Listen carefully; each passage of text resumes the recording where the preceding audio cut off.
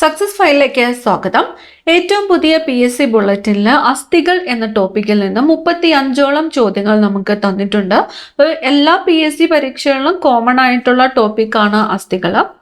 ഇതിൽ നിന്നുമുള്ള ഈ 35 ചോദ്യങ്ങളും അടുത്ത പരീക്ഷകൾക്ക് തയ്യാറെടുക്കുന്നവർ തീർച്ചയായിട്ടും പഠിക്കാൻ ശ്രമിക്കുക. നമുക്ക് സ്റ്റാർട്ട് ചെയ്യാം. ആദ്യത്തെ ചോദ്യം, അസ്ഥികളെക്കുറിച്ചുള്ള പഠനശാഖ. അസ്ഥികളെക്കുറിച്ചുള്ള പഠനശാഖയാണ് ഓസ്റ്റിയോളജി. ഓസ്റ്റിയോളജി എന്നത് എന്തിനെക്കുറിച്ചുള്ള പഠനശാഖയാണ്? അസ്ഥികൾ. അസ്ഥികളെക്കുറിച്ചുള്ള പഠനശാഖ അറിയപ്പെടുന്നത് ഓസ്റ്റിയോളജി എന്നാണ്. ഓസ്റ്റിയോളജി. അസ്ഥികൾ നിർമ്മിച്ചിരിക്കുന്ന കോശങ്ങൾ ഓസ്റ്റിയോസൈറ്റ്സ്. അസ്ഥികൾ നിർമ്മിച്ചിരിക്കുന്ന കോശങ്ങളാണ് ഓസ്റ്റിയോസൈറ്റ്സ്. അസ്ഥികൾ നിർമ്മിച്ചിരിക്കുന്ന കോശങ്ങൾ ഓസ്റ്റിയോസൈറ്റ്സ്. മനുഷ്യ ശരീരത്തിലെ അസ്ഥികളുടെ ആകെ എണ്ണം എത്രയാണ്? 206 അസ്ഥികളാണ്. മനുഷ്യ ശരീരത്തിലെ അസ്ഥികളുടെ ആകെ എണ്ണം 206. നവജാത ശിശുവിന്റെ ശരീരത്തിലെ അസ്ഥികളുടെ ആകെ എണ്ണം എത്രയാണ്? 300 ആണ്. ഒരു നവജാത ശിശുവിന്റെ ശരീരത്തിലെ അസ്ഥികളുടെ ആകെ എണ്ണം എത്രയാണ്? 300 അസ്ഥികളാണ് ഉണ്ടായിരിക്കുക. മനുഷ്യ ശരീരത്തിലെ അസ്ഥികളുടെ ആകെ എണ്ണം എത്രയെന്ന് ചോദിച്ചാൽ 206 ആണ്. അസ്ഥികളിൽ കാണപ്പെടുന്ന പ്രധാന സംയുക്തം കാൽഷ്യം ഫോസ്ഫേറ്റ്. അസ്ഥികളിൽ കാണപ്പെടുന്ന പ്രധാന സംയുക്തം കാൽഷ്യം ഫോസ്ഫേറ്റ് ആണ്. Calcium phosphate. മനുഷ്യ ശരീരത്തിലെ അസ്ഥികളിൽ ഏറ്റവും കൂടുതൽ കാണപ്പെടുന്ന ലോഹമേത്? മനുഷ്യ ശരീരത്തിലെ അസ്ഥികളിൽ ഏറ്റവും കൂടുതലായിട്ട് കാണപ്പെടുന്ന ലോഹം ഏത് എന്ന് ചോദിച്ചാൽ കാൽഷ്യമാണ്. കാൽഷ്യം. മനുഷ്യ ശരീരത്തിലെ അസ്ഥികളിൽ ഏറ്റവും കൂടുതൽ കാണപ്പെടുന്ന മൂലകം ഏത് എന്ന് ചോദിച്ചാലോ മൂലകം ഓക്സിജൻ ആണ്.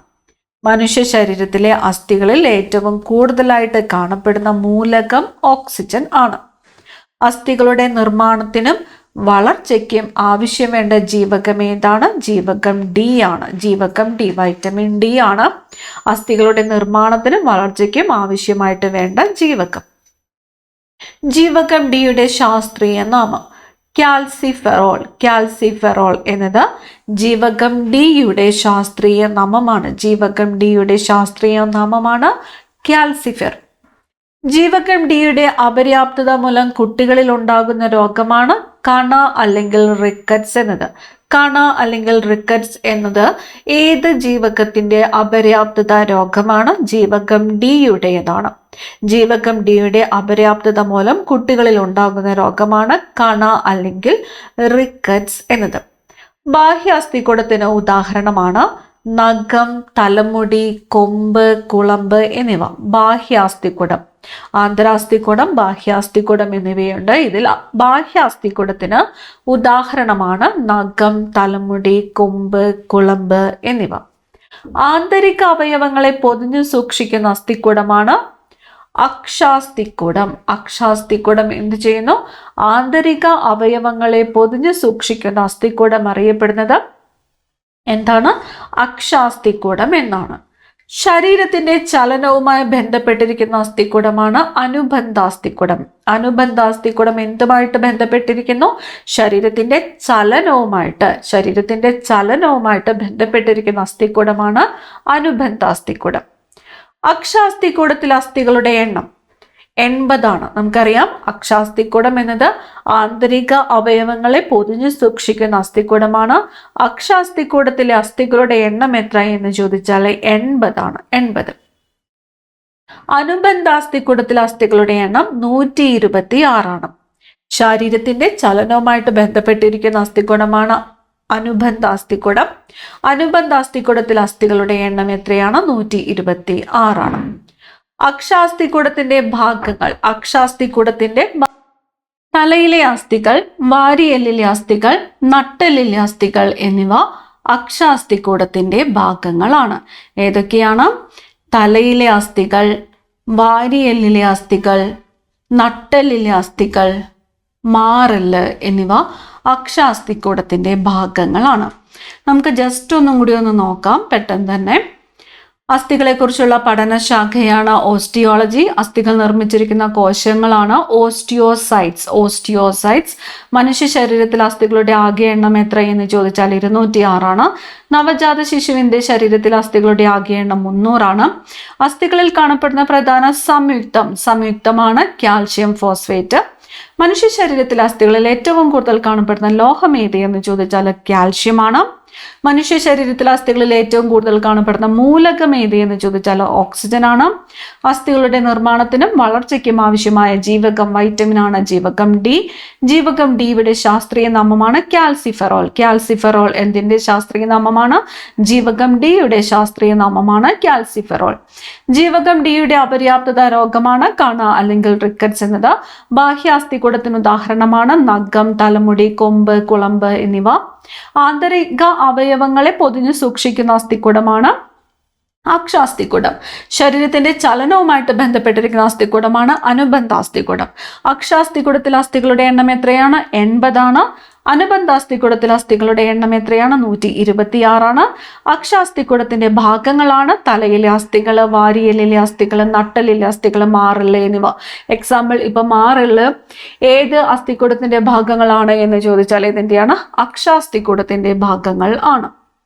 അതുപോലെ കഴുത്തിലെ അസ്ഥികളും അക്ഷാസ്ഥികൂടത്തിന്റെ ഭാഗങ്ങളാണ്.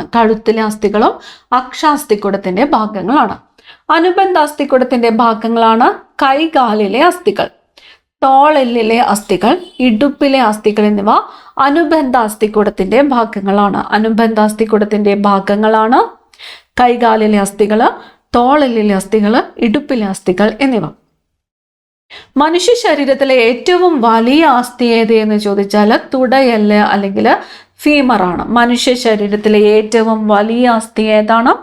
തുടയെല്ല് അല്ലെങ്കിൽ ഫീമർ. മനുഷ്യ ശരീരത്തിലെ ഏറ്റവും നീളം കൂടിയ അസ്ഥി ഏത് എന്ന് ചോദിച്ചാലും തുടയെല്ലാണ്. മനുഷ്യ ശരീരത്തിലെ ഏറ്റവും വലിയ അസ്ഥി, ഏറ്റവും നീളം കൂടിയ അസ്ഥി എന്നെല്ലാം ചോദിച്ചാൽ തുടയെല്ലാണ്. മനുഷ്യ ശരീരത്തിലെ ഏറ്റവും ചെറിയ അസ്ഥിയാണ് സ്റ്റേപ്പിസ് ചെവിയിലെ അസ്ഥിയാണ്. മനുഷ്യ ശരീരത്തിലെ ഏറ്റവും ചെറിയ അസ്ഥിയാണ് സ്റ്റേപ്പിസ്.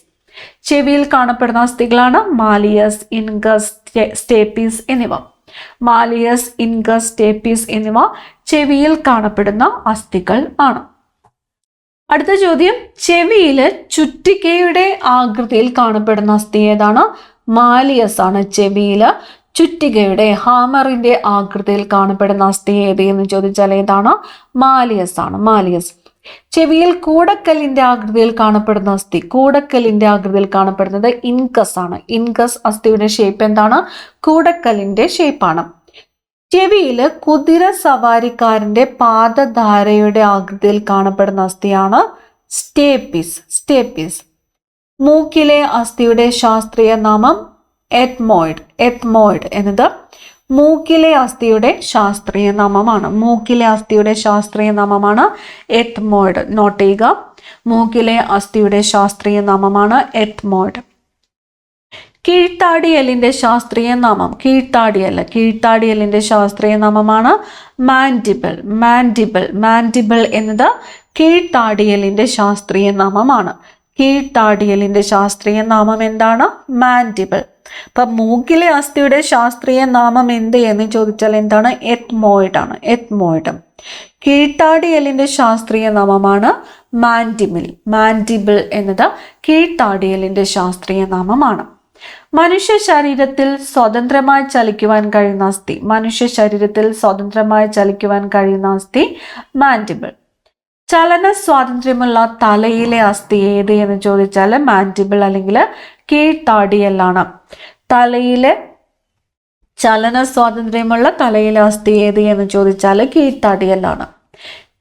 മേൽത്താടിയെല്ലിന്റെ ശാസ്ത്രീയ നാമമാണ് മാക്സില എന്നത് മേൽത്താടിയെല്ലിന്റെ ശാസ്ത്രീയ നാമമാണ്. ഇനി കഴുത്തിലെ അസ്ഥിയുടെ ശാസ്ത്രീയ നാമമാണ് ഹയോയിഡ്. കഴുത്തിലെ അസ്ഥിയുടെ ശാസ്ത്രീയ നാമമാണ് ഹയോയിഡ്.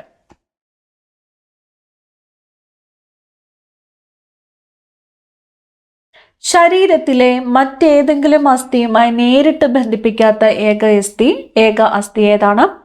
ഹയോയിഡ് ആണ്. ഹയോയിഡ് അസ്ഥിയാണ് ശരീരത്തിലെ മറ്റേതെങ്കിലും അസ്ഥിയുമായിട്ട്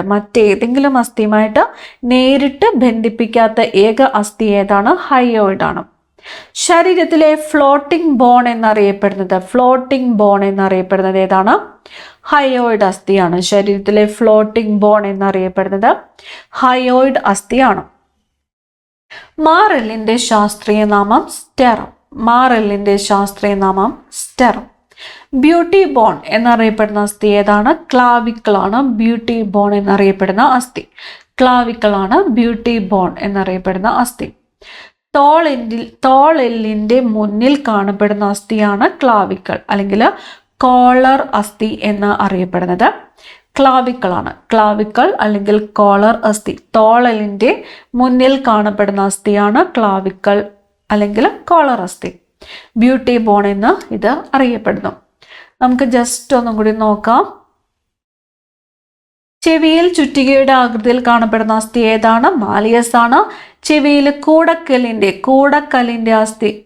കൂടക്കല്ലിന്റെ ആകൃതിയിൽ കാണപ്പെടുന്നത് ഇൻകസ് ആണ്. കുതിരസവാരിക്കാരന്റെ പാദധാരയുടെ ആകൃതിയിൽ കാണപ്പെടുന്ന അസ്ഥി സ്റ്റേപ്പിസ് ആണ്.